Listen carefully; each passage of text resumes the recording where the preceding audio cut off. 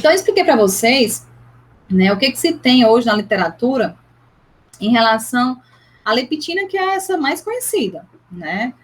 Mas eu quis mostrar para vocês um pouco mais aprofundado na questão da sinalização e os aspectos que estão envolvidos, né, em outras funções dessa adipocina, tá?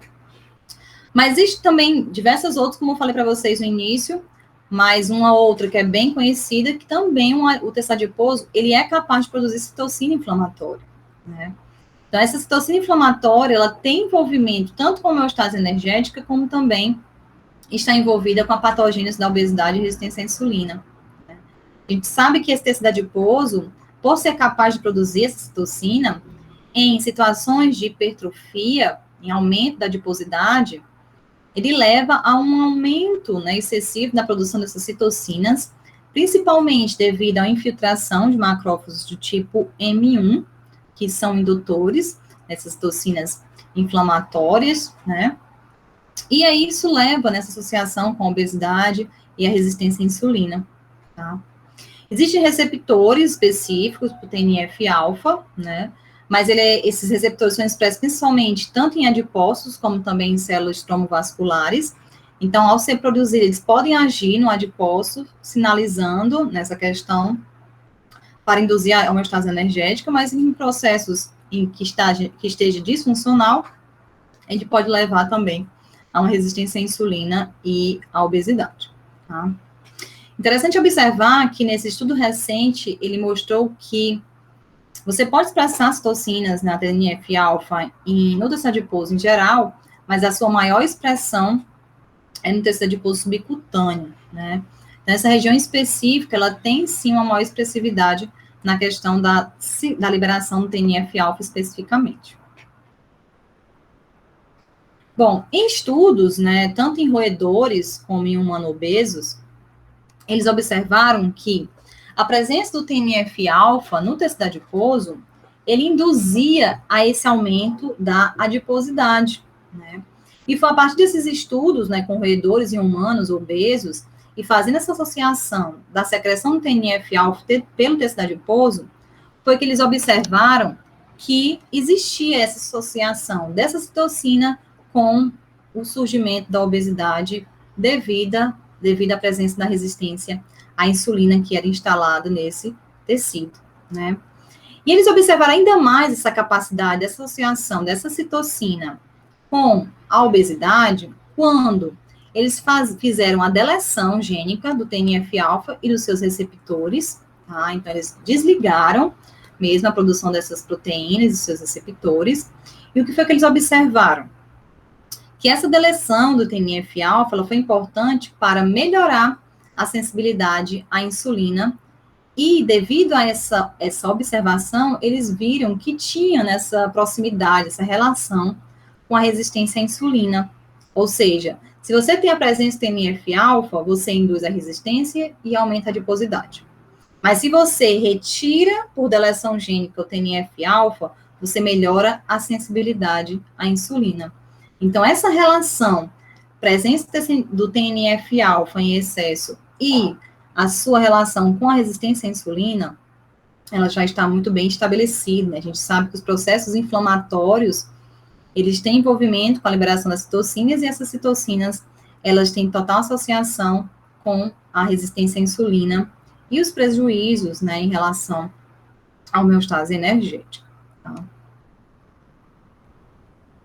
E aí, no caso, né, a presença do TNF-alfa, quais são os efeitos a nível de tecido adiposo e fígado, né, pensando nesses principais tecidos metabólicos do nosso organismo?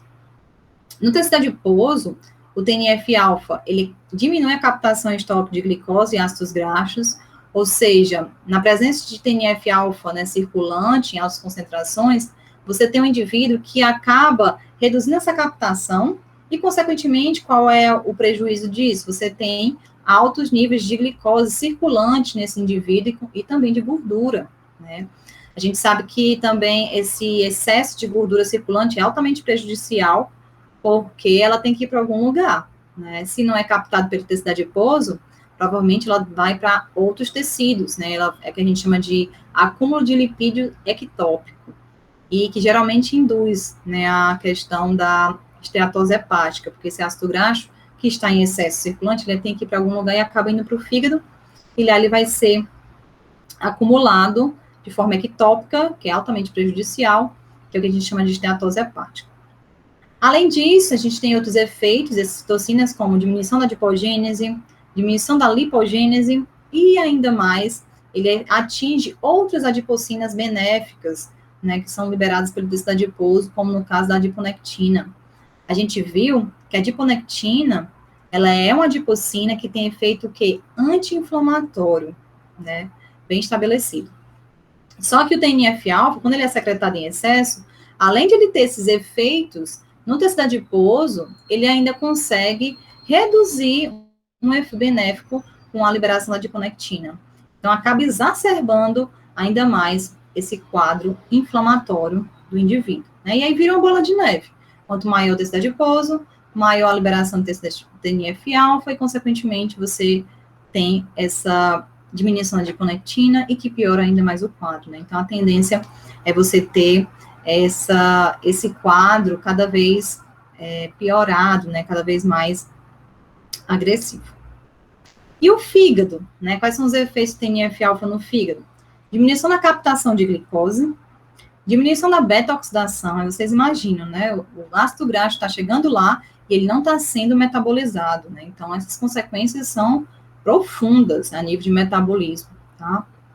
E também reduz a síntese de novo de colesterol e de ácidos graxos, né? Então, você tem também alterações essas que, apesar de ser liberado pelo tecido adiposo, como eu falei para vocês, vão gerar respostas em outros tecidos, como no caso do fígado, né? Então, a gente pode dizer que o TNF-alfa, ele tem essa capacidade também de, né, como uma adipocina, por ele conseguir também ter efeitos em tecidos, né, extra tecido adiposo, como o fígado.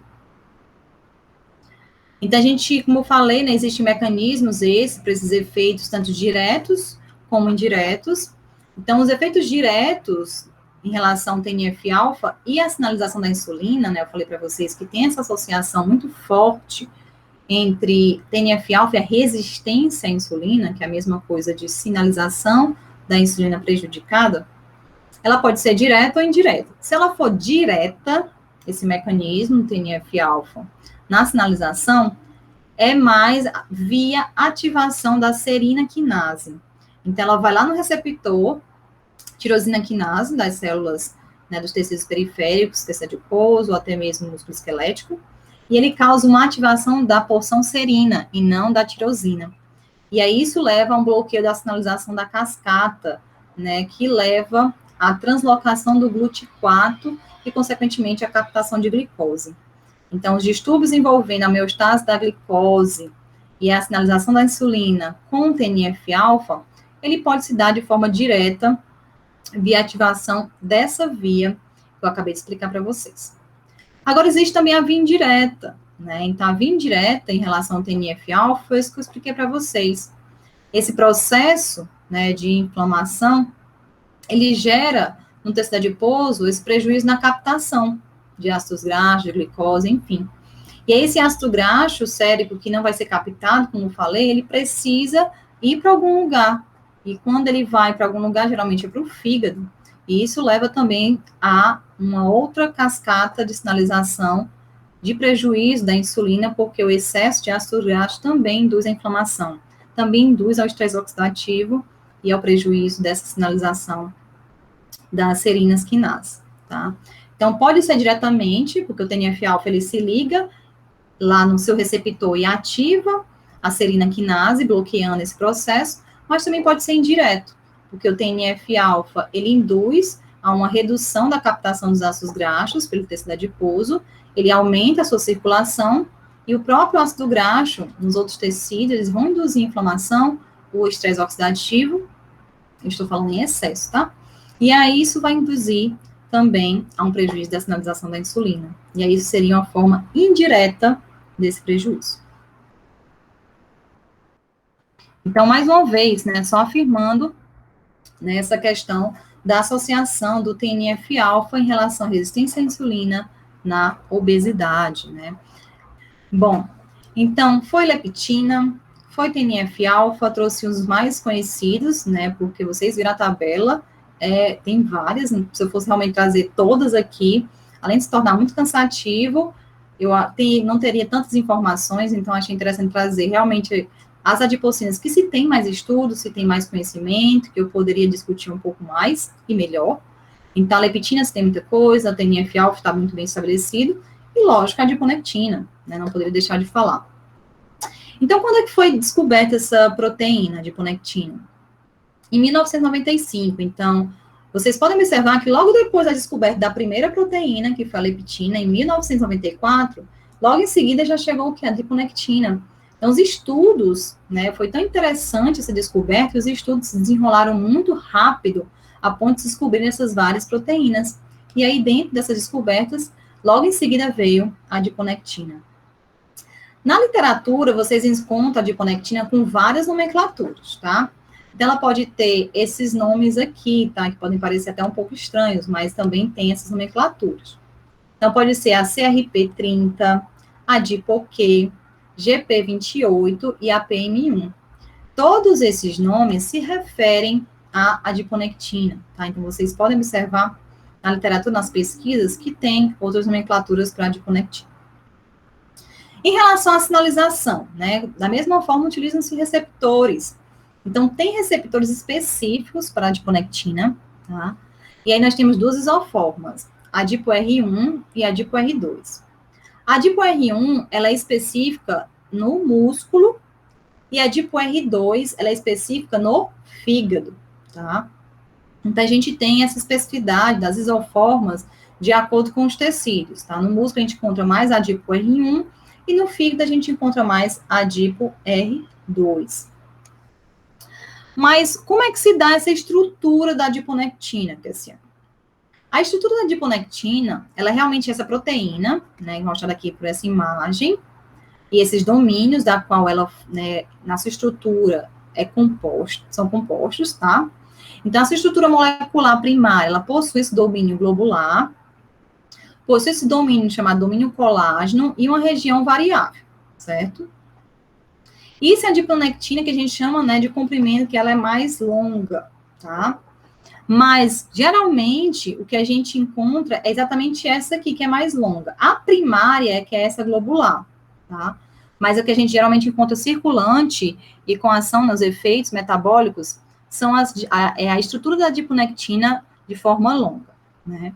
E aí, dentro disso, a gente pode encontrar ela tanto na forma de trímero, né? Ela forma esse cacho aqui, também pode ser na hexâmero, e também no multitrímero, como se fosse assim, vários desses trímeros reunidos, né? Então, é uma molécula de estrutura muito mais complexa e que a gente pode encontrar em maior quantidade, até mesmo hexâmeros, e nessa estrutura que a gente encontra mais do que a globular e nos trímeros, tá? Então, essa estrutura da adiponectina também é mais facilmente encontrada. Em relação aos seus efeitos, né, a adiponectina, ela é considerada um insulino mimético. E o que significa dizer isso? Significa dizer que essa adipocina, ela tem um efeito similar à insulina. Então, provavelmente, ela tem ali um efeito de melhorar as respostas que estão envolvidas com a insulina, como, por exemplo, no fígado, reduzir a síntese de ácido graxo, aumentar a oxidação, melhorar, né, a oxidação, reduzir a gliconeogênese. No músculo, acabar aumentando a oxidação se você melhorar a sensibilidade à insulina, né? Então, você tem uma resposta que mimetiza para você manter essa homeostase energética. Mas como é que acontece a nível de mecanismo molecular, né? Então, como eu falei para vocês, existem dois receptores, né, que é a AdipoR1 e a AdipoR2. A AdipoR1, né, como eu disse, ela é mais encontrada no músculo, e a AdipoR2, ela é mais encontrada no fígado, tá? Mas o que já se sabe, aqui ele está mostrando como é que se dá a sinalização do receptor de insulina e aqui dos AdipoRs, né, que é a ligação com a adiponectina. O que ele mostra até hoje, que sabe, né, da sinalização, é que o início, né, o start para esse mecanismo molecular, ele se dá através de uma proteína, né, que vai ser ativada, chamada de APPL1. Né? Então, tanto na ApoR1 como na ApoR2, você tem ativação dessas proteínas, tá? APPL1. O que acontece é que após a ativação inicial dessa proteína, é gerada uma ativação, né, uma cascata de ativação.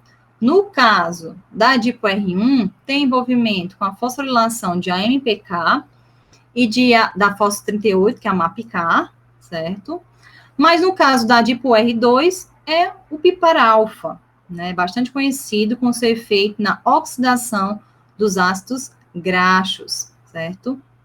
Então, você tem um efeito, se caso a adiponectina se ligue a esse receptor específico no fígado, você tem uma ativação do PIPAR-alfa e, consequentemente, você tem um efeito na oxidação dos ácidos graxos, né? Ele estimula a oxidação dos ácidos graxos. Em relação ao músculo, quando você ativa a MPK e a MAPK, o que vai acontecer? Você aumenta a possibilidade da translocação do GLUT4. Então, se você transloca mais GLUT4, você acaba captando mais glicose, né? Facilita o transporte de glicose nos tecidos insulino-dependentes. Você também tem a questão da ativação MPK com a homeostase energética, tá? Efeito vasodilatador, tem muitos estudos mostrando o efeito benéfico da adiponectina, né, na prevenção das doenças cardiovasculares, porque ele tem efeito na angiogênese ali, na vasodilatação. E também tem um efeito também na questão da oxidação dos ácidos graxos, né, também tem esse efeito graças à ativação da MPK. A gente pode observar que, graças à ação da ApoR, né, a ApoR com a ligação na adiponectina, você tem vários efeitos intracelulares via MPK, MAPK e PPAR-alfa, que vão auxiliar nos efeitos metabólicos, né, que são favoráveis à homeostase energética, seja aumentando a oxidação de ácidos graxos, seja vasodilatando, aumentando a irrigação desses tecidos, seja aumentando a captação de glicose, né, então, principalmente o estímulo da captação de glicose, é que se tem mais essa ação que se fala que é mimético à insulina, né, porque ele estimula a captação de glicose. E a justificativa também dele ser mimético à insulina é não só porque ele estimula a translocação do GLUT4 e a captação de glicose, mas porque ele consegue ativar a cascata de insulina sem precisar se ligar ao seu receptor. Aqui a imagem não mostra, mas você consegue, via a adiponectina se ligando ao ApoR, ele consegue ativar essa cascata sem necessariamente precisar da insulina se ligar ao seu receptor, né? Então, por isso que ele é considerado também um insulino mimético, né? E até mesmo utilizado como alvos terapêuticos para o diabetes, né? Visto que nesses indivíduos você tem um prejuízo da secreção da insulina, essa insulina não consegue se ligar ao seu receptor e sinalizar, ou mesmo não é produzida. Então, se você tem um outro receptor que pode ativar essa cascata a nível intracelular, é bem interessante, né? Então, a adiponectina tem, sim, muito estudo nessa questão dela ser mimética à insulina e poder, né, trazer eventos metabólicos que favoreçam essa melhora da sensibilidade, mesmo em situações como no caso do diabetes. Em relação aos efeitos metabólicos, né, existem vários efeitos dependendo da célula. Então, a gente tem efeitos da adiponectina nos macrófagos, né, então você tem um bloqueio, como eu falei para vocês, a adiponectina, ela tem um estímulo, ela é anti-inflamatória. Além desses efeitos metabólicos, né, que é a captação de glicose, aumenta a oxidação de ácidos graxos, vasodilatação, também se sabe que a adiponectina é um grande anti-inflamatório. E por quê? Né? Porque lá nas células dos macrófagos, a adiponectina ela consegue bloquear os macrófagos que têm um perfil pró-inflamatório. Então, se você bloqueia os macrófagos que têm um perfil pró-inflamatório, qual é a consequência disso? Você favorece uma redução da produção das citocinas inflamatórias, né? Aqui ele mostra o NF-κB, TNF-alfa e L6. Agora, no caso, né, das células macrófagos, a adiponectina, ela vai estimular os macrófagos do tipo M2, que são os macrófagos de perfil anti-inflamatória. porque eles liberam citocinas anti-inflamatórias, como no caso a IL-10. Então, se a gente observar esse efeito metabólico da adiponectina, a gente pode justificar o porquê que ela tem essa atividade anti-inflamatória, né? Porque nas células imunes, como os macrófagos, no tecido adiposo, ela consegue bloquear a ação dos macrófagos M1 e estimular a ação dos macrófagos M2, né? Então, é uma ação muito interessante nesse sentido.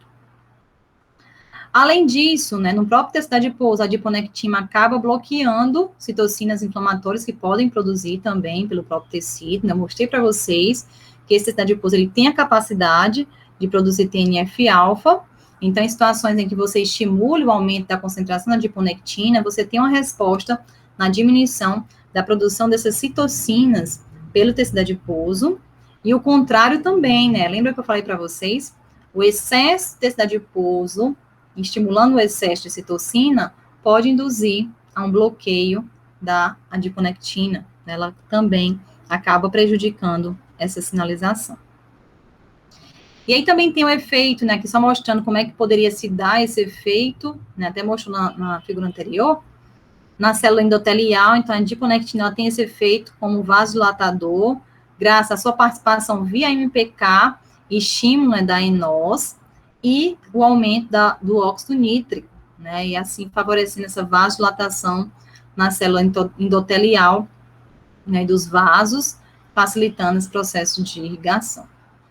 E no músculo esquelético, né, lógico, se a gente pensar em um efeito metabólico, a adiponectina se ligando ao seu receptor específico, que é a AdipoR1, né, graças ao MAPK, como a gente mostrou, né, a gente acabou de ver, MAPK e a MPK, você tem um aumento da captação de glicose e até mesmo um estímulo da beta-oxidação nesses tecidos, né. Então, a estratégia de terapia para o diabetes tem também como alvo na questão do músculo esquelético, porque ele acaba aumentando essa mobilização da questão dos ácidos graxos e também a captação de glicose via a MPK, né? Graças a MPK é uma das grandes sinalizadoras para essa questão da sinalização mimética à insulina, mesmo na ausência desse hormônio, né? Então, é sim uma proteína de grande valor terapêutico. E como a gente viu, né, no indivíduo saudável, a gente pode dizer que essa adiponectina, ela está, sim, né, sendo produzida fisiologicamente normal, então a gente tem um aumento na concentração dela, tá? E assim, induzindo a essa homeostase energética. Entretanto, na obesidade, né, uma situação, a gente tem que pensar que você tem um prejuízo do tecido adiposo, né, ele está disfuncional, ele não está dentro das suas funções fisiologicamente normais, é uma situação que está mais inflamado, né, tem uma maior estresse oxidativo, enfim. Nessa situação, você tem um prejuízo também da secreção de adiponectina, né? Então, se você tem uma redução da adiponectina, isso piora ainda o quadro, né? Visto que a adiponectina, como a gente viu agora, ela tem um efeito mimético à insulina, ela tem um efeito anti-inflamatório, ela melhora a sinalização da insulina. Então, se você tem um estado em que o excesso de adiposidade faz a diminuir ainda mais, faz a diminuir a adiponectina, você piora ainda esse quadro, né? É um indivíduo obeso, é inflamado, já por ter esse excesso de tecido adiposo, mas ainda piora ainda mais esse quadro, porque as adipocinas que poderiam contribuir, né, para minimizar esse efeito da obesidade, ela está reduzida. Então, se ela está reduzida, você piora ainda mais esse quadro, né, e acaba favorecendo ainda mais esse processo inflamatório, né, do indivíduo obeso, e que por isso a gente também justifica, considera esse indivíduo como essa inflamação crônica de baixo grau, né? Uma das justificativas também pela essa manutenção dos baixos níveis da adiponectina nessa situação, tá? Então, existe essa correlação negativa entre o grau de obesidade e os níveis circulantes de adiponectina, né? Então, enquanto a leptina, você tem um aumento da leptina devido ao aumento do tecido adiposo, na adiponectina é uma correlação negativa. Então, quanto maior o tecido adiposo, menor é a adiponectina, né? E vocês podem imaginar os distúrbios metabólicos que estão associados a essa alteração dessa adipocina. E aí o questionamento, né, do que a gente está conversando aqui. Então, nesse sentido, né, pensando nela como esse efeito insulino-mimético, né, com efeitos metabólicos esses, não só na vasodilatação, como até mesmo nos macrófagos, células imunes, né, tecido periférico no músculo, enfim. Então, como eu falei, ele tem sido, sim, né, bastante estudado como terapia. E existem, né, hoje, alguns medicamentos e alguns tratamentos, né, plantas medicinais e até mesmo nutrientes, certo? Que induzem o aumento da adiponectina, né? Então, por exemplo, o próprio medicamento utilizado pelo diabetes, ou para o diabetes, que é as tiazolidinedionas, que é esse primeiro aqui, tá? Se sabe que um dos mecanismos, né, de ação dessa terapia é porque ela ativa esses fatores transcricionais que levam ao aumento da adiponectina. E aí, esse aumento da adiponectina melhora a sensibilidade à insulina e o controle da glicemia desse indivíduo. E, consequentemente, né, se você melhora a sensibilidade à insulina, você tem as respostas metabólicas, como o aumento da oxidação de ácidos graxos, aumento da captação e a redução da produção hepática de glicose. Tá? Existem também outros, né, como eu falei, tem plantas medicinais, existem esse daqui que é o nome mais estranho, esse estragalosídeo 2 e isoestragalosídeo 1, então, são extraídos, né, de plantas medicinais, que também tem esse efeito em ativar piparal, alfa e gama e adiponectina, então mostrando que não só drogas sintéticas, mas também a ação, né, a participação de extratos que são isolados de plantas. Também o próprio extrato do alho, então a gente também tem esse efeito de nutrientes, que também tem esse efeito de favorecer a melhora da sensibilidade à insulina e, consequentemente, aumentar essa adiponectina, quer dizer, ao contrário, né? Você aumenta a adiponectina e melhora a sensibilidade à insulina e todo esse quadro metabólico desse indivíduo. Existem outras espécies que também estão envolvidas nessa ação, que já foram descobertas, tá? E o próprio exercício aeróbico, né? Ele também tem mostrado que o exercício, ele também tem ajudado a estimular o aumento da adiponectina nesses indivíduos, né? Então, o que a gente pode pensar é que, apesar de você ter um indivíduo obeso ou mesmo diabético, existem sim algumas terapias que podem contribuir para que você tenha, digamos assim, um restabelecimento dessa concentração dessa adipocina, tá? E aí a gente vê que tem drogas que utilizam para isso, tem plantas medicinais, tem extrato e até mesmo exercício vocês podem se beneficiar dessa estratégia como terapia, tá? E aí nesse sentido de melhorar a sensibilidade à insulina.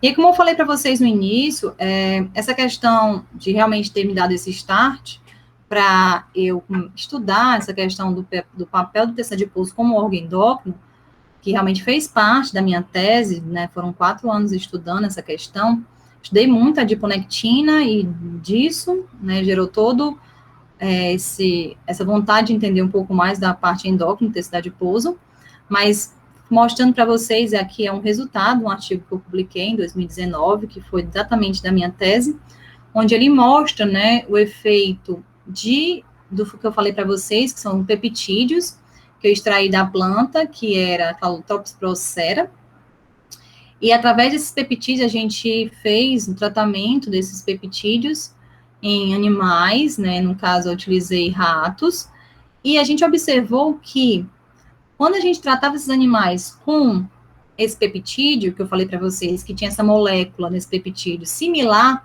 à adiponectina, né, observou-se que também ele conseguia aumentar a ativação da MPK via fosforilação.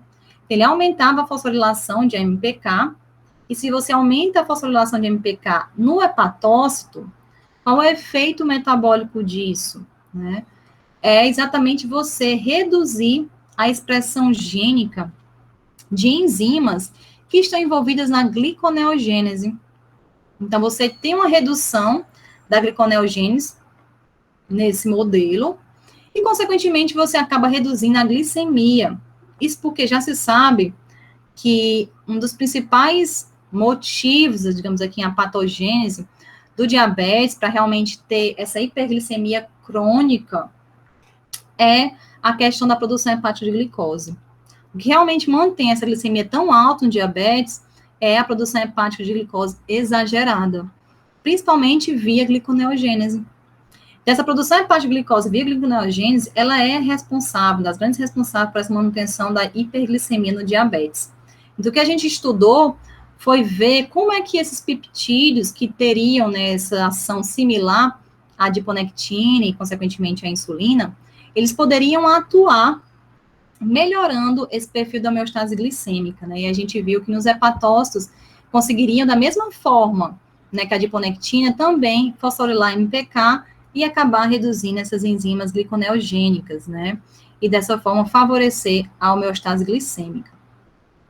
E além desse resultado, a gente observou, né, para corroborar com os efeitos da adiponectina, em relação aos peptídeos, né, que eu estudei, que eu fiz análise, é que também a gente observou que houve uma redução da secreção do TNF-alfa, né, então esses peptídeos, quando a gente fez a retirada do sangue desses animais, também foi observada uma redução da citocina inflamatória, uma das mais conhecidas, né, em relação ao tecido adiposo, que é o TNF-alfa.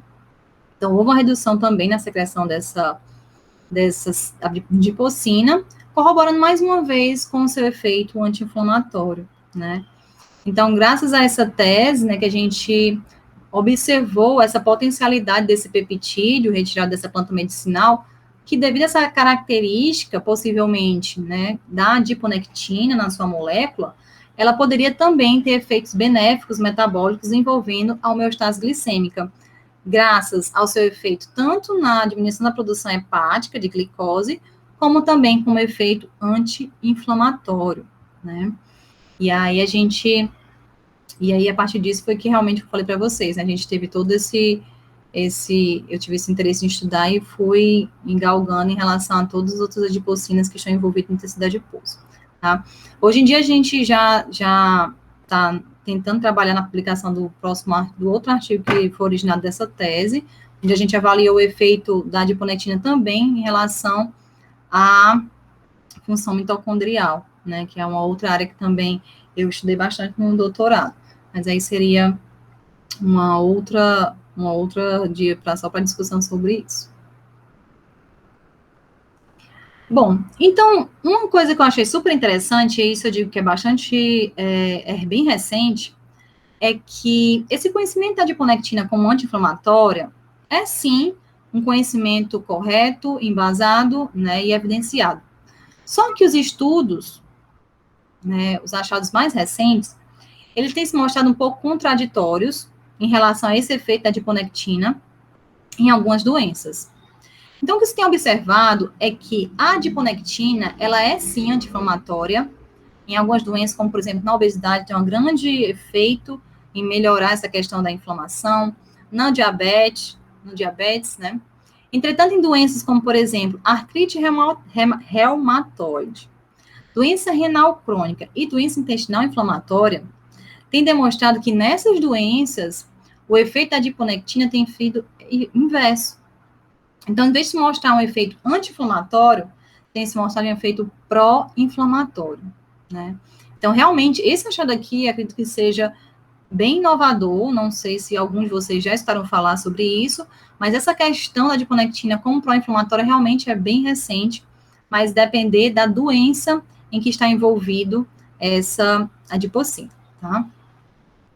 E é o que eles têm mostrado, né? Como eu falei para vocês, a depender da estrutura dessa adiponectina, seja ela longa, ou seja ela globular, que é aquela, né, mais basal, digamos assim, que é a primária, você tem algumas sinalizações que estão envolvidas nesse processo.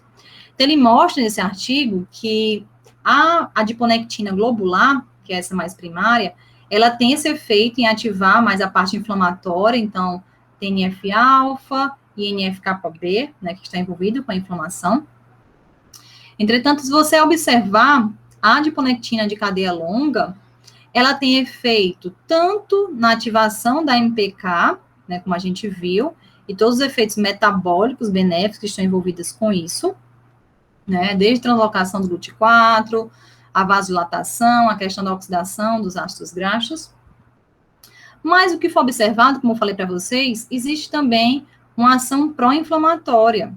Foi visto que a adiponectina, em determinadas situações, ela faz elevar a um aumento da inflamação via estímulo NF-κB. E o que se tem observado é que, dependendo do tipo da doença, é que você tem mais essa via, né, sendo exacerbada da adiponectina, né, essa via que ativa NF-κB, tá?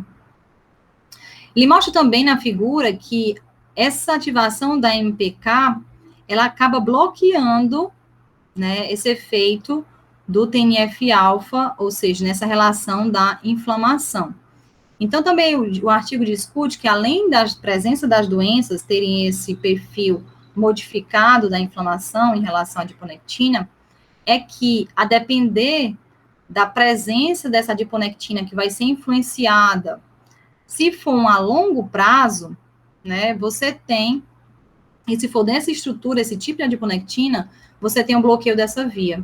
Então, você acaba favorecendo para que essa adiponectina, ela tenha mais esse efeito anti-inflamatório, né, esse efeito mais na questão dos efeitos metabólicos que a gente já discutiu, né, translocação, vasodilatação e oxidação de ácidos graxos. E aí, essa via NF-κB, ela ficaria bloqueada, né, mas que para isso você precisaria ter esses níveis de adiponectina do tipo longa, de maior tempo, né, e uma expressão mais forte dessa adiponectina, né. Os artigos, eles não entram muito em detalhes, porque realmente é uma coisa, é um achado realmente recente, mas o que a gente pode sugerir é que provavelmente a determinadas terapias dessas que induzam, né, a adiponectina, principalmente essa adiponectina de mais longa, pode favorecer esse processo, né, que mesmo numa doença como a artrite, você tem a longo prazo, e você estimulando o aumento da secreção de adiponectina, você pode favorecer o bloqueio dessa via inflamatória e somente estimular a via dos efeitos metabólicos benéficos para esse indivíduo, tá? Mas que isso é uma hipótese, tá? Uma sugestão, mas dependendo do que a gente está discutindo aqui.